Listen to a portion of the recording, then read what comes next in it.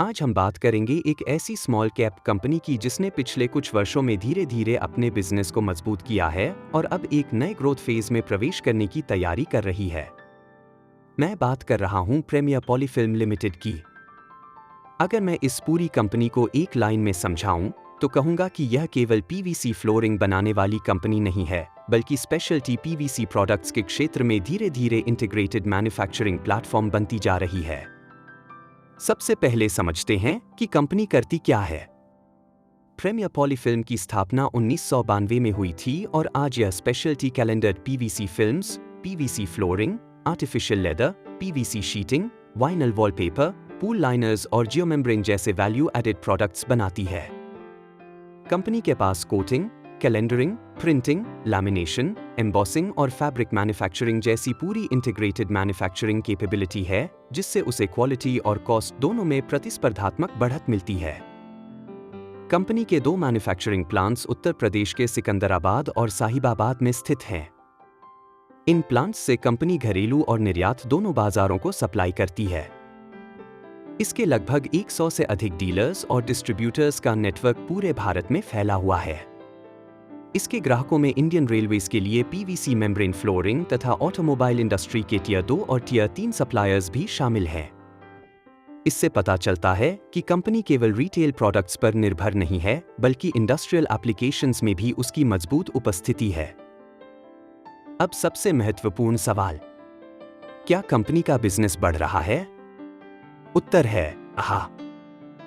FY25 में company ने लगभग 28,383 मेट्रिक टन उत्पादन किया, जबकि FY24 में यह लगभग 27,133 मेट्रिक टन था।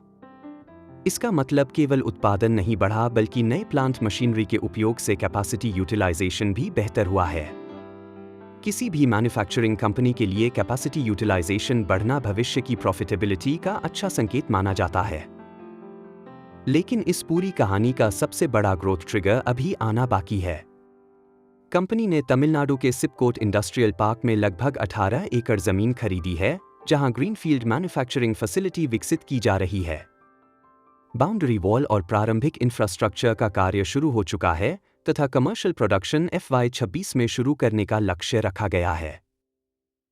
यदि यह परियोजना समय पर चालू हो जाती है तो आने वाले वर्षों में कंपनी की प्रोडक्शन कैपेसिटी और रेवेन्यू दोनों में उल्लेखनीय वृद्धि देखने को मिल सकती है।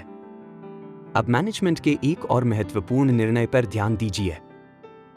FY26 में कंपनी ने अपने मेमोरेंडम ऑफ एसोसिएशन में बदलाव कर वेयरहाउसिंग और लॉजिस्टिक्स बिजनेस को भी शामिल किया है।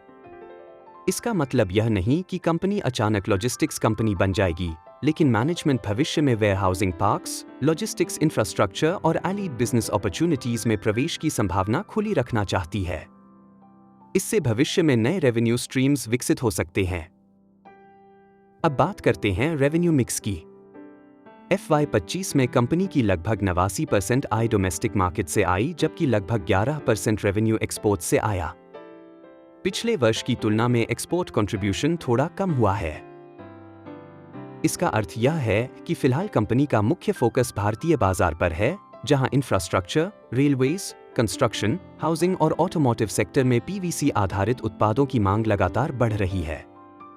यदि भविष्य में एक्सपोर्ट बिजनेस फिर से गति पकड़ता है, तो यह कंपनी के लिए अतिरिक्त ग्रोथ ड्राइवर बन सकता है। अब फाइनेंशियल क्वालिटी की बात करें।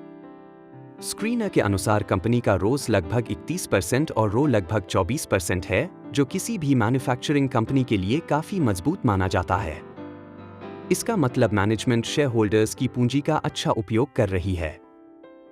साथ ही कंपनी का वैल्यूएशन भी बहुत अधिक महंगा नहीं दिखता और पिछले कुछ वर्षों में प्रॉफिटेबिलिटी में लगातार सुधार देखने को मिला है।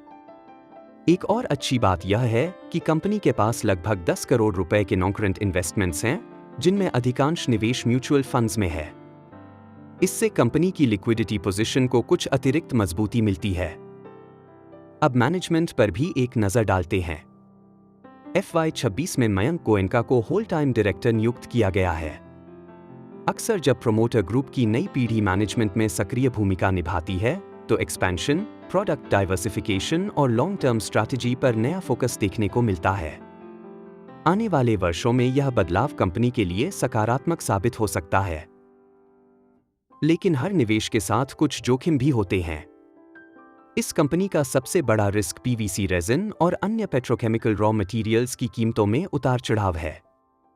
यदि कच्चे माल की कीमत तेजी से बढ़ती है और कंपनी उसे ग्राहकों तक पूरी तरह पास ऑन नहीं कर पाती, तो मार्जिन्स पर दबाव आ सकता है।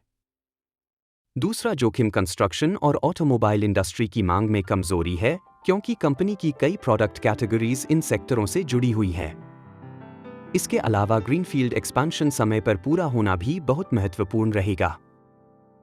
अब सबसे महत्वपूर्ण सवाल, क्या प्रीमियर पॉलीफिल्म एक लॉन्ग टर्म कंपाउंडर बन सकती है? मेरे अनुसार इस कंपनी की सबसे बड़ी ताकत इसका integrated manufacturing model, diversified product portfolio, मजबूत डोमेस्टिक प्रेजेंस, अच्छी रिटर्न रेशियोज और एक्सपेंशन पाइपलाइन है। यदि ग्रीनफील्ड प्लांट समय पर शुरू होता है, कैपेसिटी यूटिलाइजेशन बढ़ती रहती है और मैनेजमेंट नए उत्पादों के माध्यम से वैल्यू एडिशन जारी रखती है, तो अगले 3 से 5 वर्षों में कंपनी की ग्रोथ वर्तमान से बेहतर हो सकती है। हालांकि यह अभी भी एक स्मॉल कैप मैन्युफैक्चरिंग कंपनी है, इसलिए निवेशकों को प्रत्येक क्वार्टर में कैपेसिटी एक्सपेंशन की प्रगति, revenue growth, margin trends, raw material prices और एक्सपोर्ट परफॉर्मेंस पर विशेष नजर रखनी चाहिए। कुल मिलाकर प्रीमियर पॉलीफिल्म उन कंपनियों में दिखाई देती है जो धीरे धीरे एक सामान्य पीवीसी मैन्युफैक्चरर से एक अधिक diversified speciality polymer products company बनने की दिशा में काम कर रही है। यदि मैनेजमेंट अपनी एक्सपेंशन स्ट्रैटेजी सफलतापूर्वक लागू करती है, तो आने वाले वर्षों में यह कंपनी निवेशकों के लिए दिलचस्प अवसर बन सकती है। डिस्क्लेमर: यह वीडियो केवल शैक्षणिक उद्देश्य से बनाया गया है। यह किसी भी प्रकार की निवेश सलाह नहीं है। किसी भी निवेश का निर्णय लेने से पहले स्वयं रिसर्च करें या अपने SEBI रजिस्टर्ड इन्वेस्टमेंट एडवाइजर से सलाह अवश्य लें।